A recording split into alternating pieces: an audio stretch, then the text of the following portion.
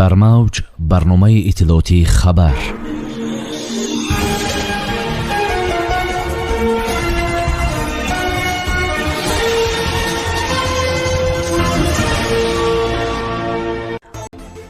бо баландгӯяк мақомдорони тоҷик роҳи пешгирӣ аз коронавирусро мефаҳмонанд. сафорат миёни кушташудагон дар сӯхтори вилояти Москав тоҷикон набуданд. ҳукми зиндони муҳоҷири тоҷик барои вуруди ғайриқонунӣ ба Русия бо насаби нав. барфу борони шадид ҳушдор аз 4 рӯзи сард дар Тоҷикистон. бо карнаю сурнай истиқболи қаҳрамони ҷаҳон дар фурудгоҳ. боздошти як гурӯҳ барои кӯмак ба муҳоҷирон дар ғайриқонунӣ гирифтани шаҳрвандии Русия.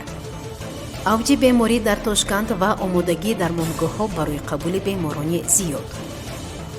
вазорати тандурустӣ ва ҳифзи иҷтимоии аҳолии Тоҷикистон хабар дод, ки дар шаҳри Хуҷанд маъракаи фаҳмондадиҳӣ алайҳи коронавирус роҳандозӣ гардидааст. ба иттилои манбаъ, мақомдорони тандурустӣ дар макотиби миёна ба омӯзгорон ва хонандагон шеваҳои пешгирии коронавирусро фаҳмонданд. аз роҳҳои асосии пешгирии сирояти коронавирус ин пайваста шустани дастон, нигоҳ доштани масофаи иҷтимоӣ дар ҷойҳои ҷамъиятӣ, пӯшидани ниқоби тиббӣ ба шумор мераванд, гузориш медиҳад вазорати тандурустӣ. манбаъ афзуд, аз хонандагони макотиб даъват шуд, ки қоидаҳои пешгирии ин бемориро риоя намоянду бо ин роҳ худ ва наздиконашонро аз сироятшавӣ нигоҳ доранд. бар асоси гузориши аксӣ нашр кардаи вазорат, мақомдорони тандурустӣ дар ҳоли қоидаҳои беҳдоштиро тариқи баландгӯяк дар ҷойҳои ҷамъиятӣ, аз ҷумла дар автобуси серодам баён медоранд, ки бархи мусофирон ниқоб надоранд. таъкид шудааст, ки мақомдорони бахши тандурустӣ зарурати гирифтани ваксинаи зидди бемории коронавирусро таъкид намуда, ин ягона роҳи ҷалавгирӣ ва ё бидуни мушкили зиёд паси сар кардани беморӣ мебошад.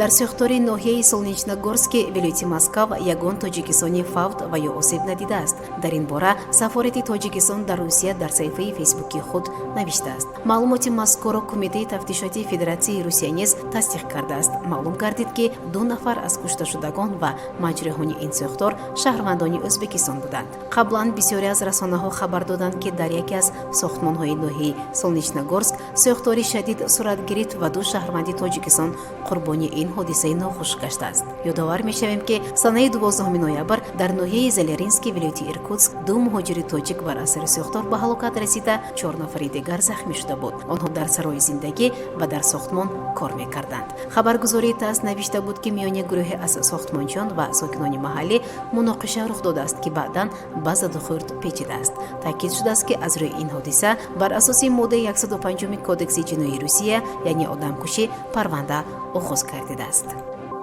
шаҳрванди Тоҷикистон дар вуруди чандбораи ғайриқонунӣ ба Русия гунаҳкор дониста шуд, хабар додааст 56orb.ru. додгоҳи ноҳияи Первомайи Оренбург шаҳрванди Тоҷикистонро дар он гунаҳкор хонд, ки 5 бор ғайриқонунӣ ба қаламрави Русия ворид гардидааст. манбаъ афзуд, ки муҳоҷирро ба 8 моҳи маҳрумият аз озодӣ маҳкум карданд. дар зимн шаҳрванди Тоҷикистон аз болои қарор ба додгоҳи вилоятӣ шикояти кассатсионӣ бурдааст, аммо дархосташ қонеъ карда нашудааст. зимни мурофиа муайян шудааст, ки ҳанӯз соли 2015 зодаи Тоҷикистон дар Владимир қарори ихроҷаш барои ҳуқуқвайронкунии маъмурӣ содир шудааст, аммо ӯ аз иҷрои қарор саркашӣ кардаасту дар қаламрави Русия мондааст. баъди 1 сол, дар соли 2016 ӯро маҷбурӣ аз қаламрави кишвар хориҷ карда, вурудашро барои 5 сол мамнӯъ намуданд. баъди бозгашт ба ватан, ин мард номашро тағйир дода, бо шиносномаи нав боз 5 бори дигар таи солҳои 2018-2020 марзи Русияро ғайриқонунӣ убур кардааст. ин дафъа охири моҳи январ ӯро боздошт карданд ва ин дафъа ба маҳрумият аз озодӣ маҳкум шуд. обу ҳавошиносони тоҷик обу ҳавои кишварро дар 4 рӯзи оянда сарду номусоид пешгӯӣ мекунанд. тибқи иттилои оҷонсии ҳавошиносӣ, санаҳои 17-18 ноябр дар ҷумҳурӣ ҳаво номусоид шуда, бориши борон ва барф дар назар аст. санаи 17 ноябр дар минтақаҳои вилояти Хатлон ва ноҳияҳои тобии марказ бориши бошиддат пешгӯӣ мешавад, менависад Амид Ховар. ҳарорати рӯзонаи ҳаво дар водиҳо то 10-12 дараҷа паст мешавад. дар ноҳияҳои алоҳида бод бо шиддати то 13-18 метр дар дар як сония вазида дар вилояти Хатлон тӯфони чангу ғубор ба амал меояд. рӯзҳои 17-20 ноябр бошад дар баъзе ноҳияҳо тормех мефарояд. дар шаҳри Душанбе санаҳои 17-18 ноябр якбора номусоидшавии вазъи обу ҳаво дар назар буда бориши борон ва барфи тар пешгӯӣ мешавад. санаи 17 ноябр дар баъзе ҳолатҳо бориши бо шиддат мешавад. бод бо суръати то 10-15 метр дар як сония вазида ҳарорати рӯзонаи ҳаво то 10-12 дараҷа паст мешавад. дар вилояти Суғд ҳаво абрнок шуда дар баъзе ноҳияҳо бориши борон ва барф ба амал меояд. ҳарорати ҳаво дар водиҳо шабона 1-6 дараҷа сард ва рӯзона 1-6 дараҷа гарм мешавад. ҷоизадорони мусобиқаи ҷаҳонии самбо аз тарафи кумитаҳои дахлдори соҳаи варзиш дӯстон, пайвандон ва дӯстдорони варзиш самимона истиқбол гирифта шуданд.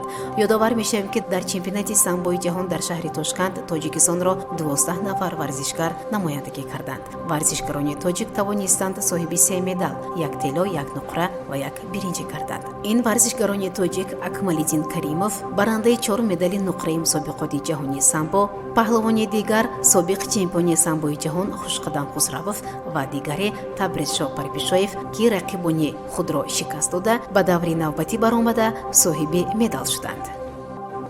хадамоти федералии амнияти Русия ФСБ гурӯҳеро, ки ба муҳоҷирон дар ғайриқонунӣ гирифтани шаҳрвандӣ кӯмак мекардааст, боздошт намуд. гурӯҳи боздоштшуда ғайриқонунӣ барои муҳоҷирон шаҳрвандии Русияро таҳия мекарданд, хабар додааст дафтари матбуоти маркази равобити ҷамъиятии хадамоти федералии амният. фаъолияти гурӯҳи этникии фароминтақавӣ ошкор шуд, ки ба ташкили ҳузури ғайриқонунии шаҳрвандони хориҷӣ дар ҳавзаи федералии марказӣ, шимолу ғарбӣ ва назди Волга машғул будааст, омадааст дар иттилоия. манбаъ афзуд, ки дар доираи ин қазия 42 нафар бозҷӯӣ шуданд, ки 20 нафарашон дар минтақаи Москав қарор доштанд. маъмурони ФСБ нашриёти ғайриқонуниро низ ошкор карда, асноди муҳоҷиратӣ, муҳрҳои тақаллубӣ ва пулу муҳосиботи пинҳониро ошкор карданд. таъкид шудааст, ки феълан 21 нафар боздошт гардида, масъалаи чораи пешакӣ алайҳи онҳо дар давоми тафтишот идома дорад. ба иттилои тафтишот, аъзои ин гурӯҳ барои шаҳрвандони хориҷӣ асноди тақаллубӣ таҳия мекарданд. барои никоҳи сохтаашон бо шаҳрвандони Русия, таҳияи падарӣ барои фарзандони дорои шаҳрвандӣ мусоидат мекарданд. таъкид шудааст, ки баъдан тариқи кормандони мақомоти сабти ҳолати шаҳрвандӣ дар шаҳрҳои гуногун ҳузури қонунии муҳоҷиронро фароҳам карда, дар натиҷа шаҳрвандии Русияро соҳиб мешуданд. беморшавии кӯдакон дар ҷумҳурии Ӯзбекистон авҷ мегирад ва бо супориши вазорати беҳдошт дар дармонгоҳҳои Тошканд 600 кати иловагӣ барои бистарӣ кардани онҳо ташкил шудааст.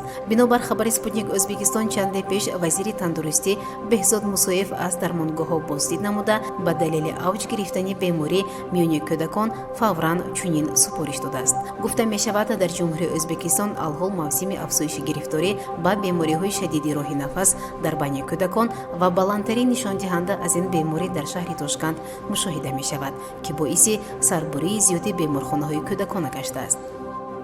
барномаи иттилоотии хабар аз рӯйдодҳои Тоҷикистон, минтақа ва ҷаҳон огоҳ бош.